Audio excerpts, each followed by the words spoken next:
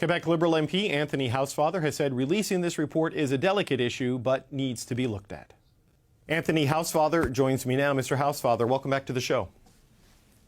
Thanks so much for having me, David. You've heard the calls from Jewish advocacy groups to unseal the names listed in the Deschenes report. You've been speaking to those groups. What are you hearing from them? Well, I think that, like most people believe, Canada's had a shameful history with respect to Nazi war criminals. We opened our doors to Nazi war criminals following the Second World War in a way that made it more hospitable to come if you were a Nazi war criminal than if you were a Jew. And that lasted for several years after the war. We did a very half-hearted job between 1950 and 1962 of trying to screen out some types of people who fought with the Nazis. That went away in 1962. And then we made no effort to prosecute until the 1980s, and then did a terrible job of doing it afterwards. So most Jewish organizations in the country, I think most Jews, believe that there's been a shameful history in Canada's past, and we want to expose that. We want to make sure that sunlight, which is the best disinfectant, comes to the second part of the Deschenes report that was not released in the 1980s. And I think that's reasonable because we want to know what our government did and why they failed to act appropriately. When you lay it out like that, it is a very clear argument in favor of disclosure, but you have also said that releasing the findings in this report is a delicate issue. Why do you say that?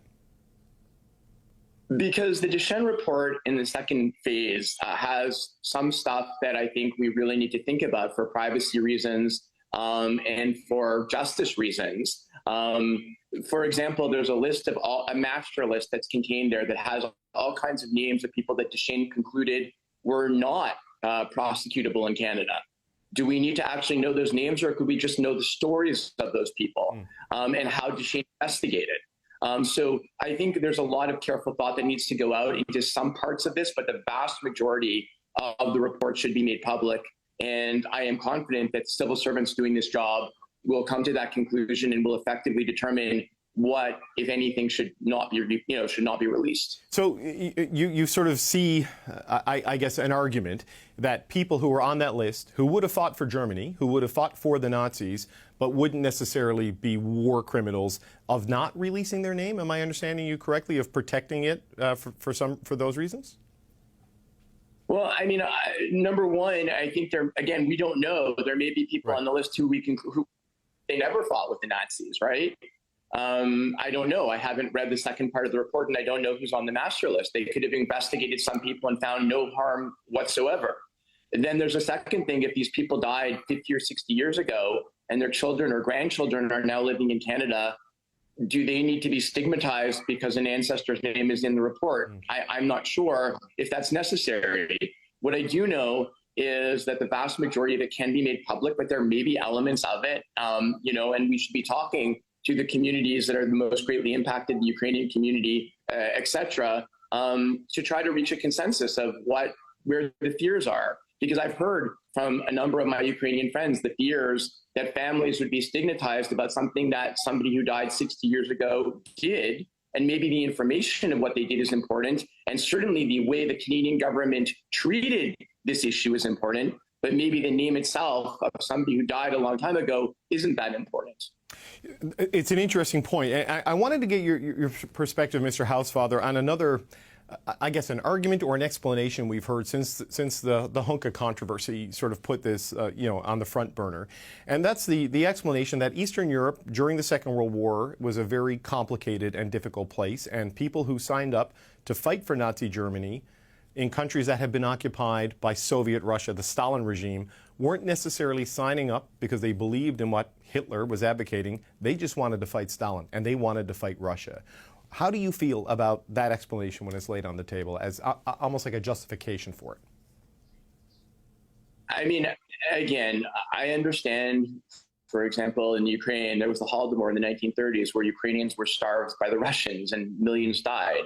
That was a genocide of epic proportions, and I sympathize with the Ukrainian community, and I can certainly understand their fears of Russia coming back into Ukraine at the time.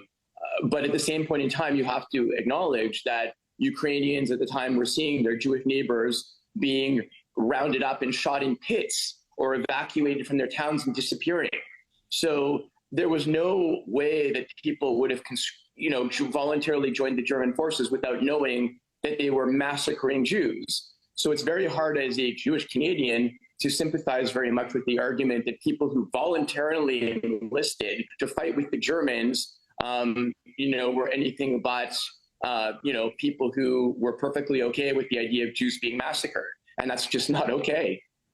So in this present moment, the Prime Minister spoke on this today and said the civil service is looking at this report and trying to figure out what it can make public and what it can't make public. What do you want to see your government do here, and what's the proper process to make sure there aren't the unintended consequences that you've outlined here, that innocent, descendants could be stigmatized? Well, I think the first thing is the general principle has to be that the vast majority of this report should be disclosed. It was written about events that happened in the 40s, 50s, 60s, and 70s and early 80s. There's no reason, in my view, that the vast majority of it cannot be declassified. But at the same time, I'm very much hoping there is a war going on where Russia is capitalizing on disinformation, where our Ukrainian brothers and sisters are fighting for the freedom of the world. I wouldn't want to see divisions in Canada with respect to communities that have gotten along for generations. I hope the Jewish groups and the Eastern European groups, including the Ukrainian Canadian Congress, and are talking about this, trying to come to a consensus about where the issues are. And at the same point in time, I trust our civil servants to look very carefully at the limited type of information that not be of any value to be disclosed publicly. Now, that doesn't mean that they may not have different rules for researchers and archivists to look at materials, but I think the vast majority should be released. There may be some names in there that there would not be a public interest to release that would outweigh the harm that could be done. Right. And I suggest consensus so that Canada's shoddy history with respect to how we welcomed some Nazi war criminals, how we didn't prosecute them, and how governments of Canada, for successive parties and for a generation, acted. Just as one final point, it is difficult to have a nuanced conversation when the word Nazi is going to be so prevalent in it, right? And this is one of the concerns at the time, as I understand it, with the Deschenes report, that releasing a lot of this information publicly, they argued would reopen old war wounds and as you just talked about, inflame tensions between various ethnic groups that have settled in Canada.